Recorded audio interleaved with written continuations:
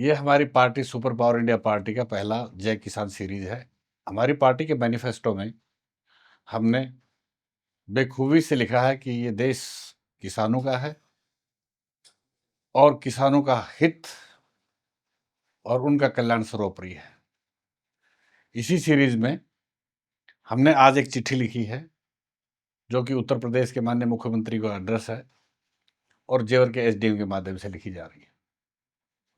इस चिट्ठी में हमने किसानों के हित की बात उठाई है और इस चिट्ठी के माध्यम से हम ये बताना चाह रहे हैं कि जो हमारा विचार है ये जेवर में लागू हो एज ए पायलट प्रोजेक्ट और फिर ये पूरे हिंदुस्तान के लोगों को इससे लाभ मिले। मैं एनआरआई सिटी में रहता हूँ, वहाँ एक एम्प्लॉई है सुनील, मैं जेपी में भी मेंबर हूँ, वहाँ पर भी एक एम्प्लॉई है विवेक। ये दोनों जेवर के रहने वाले हैं और बार बार मुझे समस्याएं बता रहे थे कि किसानों की समस्याएं शासन प्रशासन से किस तरह से पीड़ित है। और किसी तरह से लोगों को पता लग गया कि मैं पिछली बार लोकसभा का चुनाव लड़ा था और आने वाले समय में जेवर से मैं विधानसभा का चुनाव लड़ूंगा, तो उन लोगों ने मुझे इन्वाइट किया और आज एक धरना था पुल के नीचे कोर्ट सिटी के सामने, मुझे भी इनवाइट किया गया। वहां पर मैं वायदा करके आ गया था कि मैं तुम्हारा केस समझूंगा, शासन प्रशासन के कानून की कॉपियां ला के दूंगा, तुम्हारे लिए मैं ड्राफ्ट भी करूंगा, अधिकारियों से भी मिलूंगा और जरूरत पड़ेगी तो सुप्रीम कोर्ट तक खुद लड़ूंगा बिना पैसे के। इसी सीरीज में हमने एक चिट्ठी लिखी है माननीय मुख्यमंत्री जी को, जो सब डिविजनल मजिस्ट्रेट के माध्यम से है, और इसका जो हमारा हेडिंग है वो हमारा हेडिंग है, ये सेल्फ एक्सप्लेनेटरी है।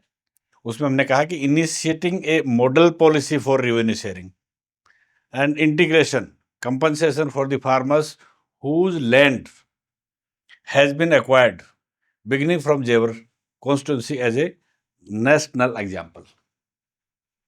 हम ये कहना चाह रहे हैं कि साहब, किसान की जमीन को कोड़ी में अथॉरिटी ने खरीद लिया और अथॉरिटी ने उसको करोड़ों में बिल्डर को या इंडस्ट्रियलिस्ट को बेच दिया। तो किसान की जमीन को जब आपने खरीद के आगे बेच दिया, उसमें आपने लाभ कमाया, then you are not a government, you are a businessman. For the people, of the people, by the people is the government. हमारी सरकार, हमारी चुनी सरकार, हमारे टैक्स से जो पैसा आता है उसमें हमारा विकास करती है।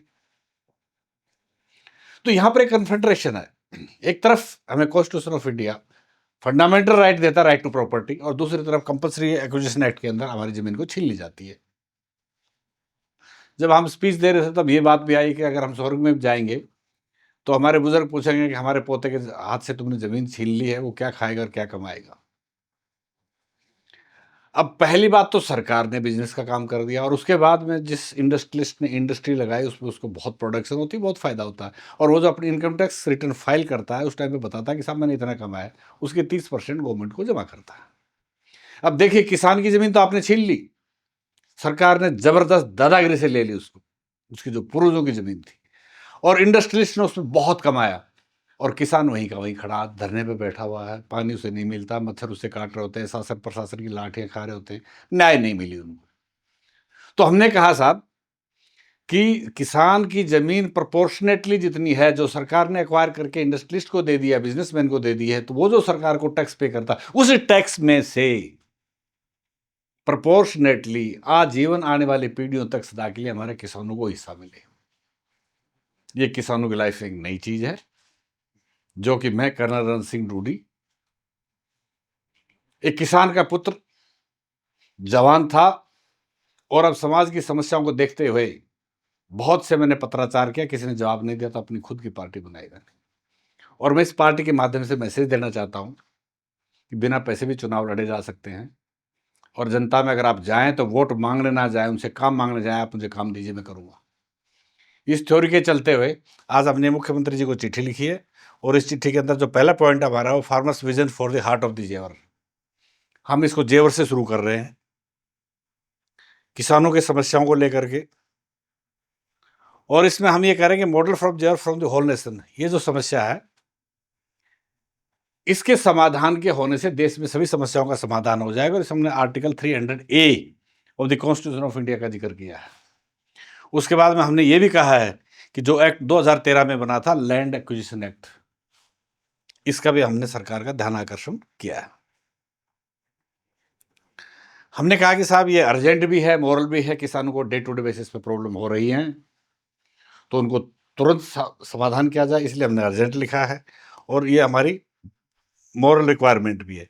दोबारा हमने उसी कानून का हवाला देते हुए और फिर हमने उनको आगाह किया है कि आप इसके तहत काम करिए।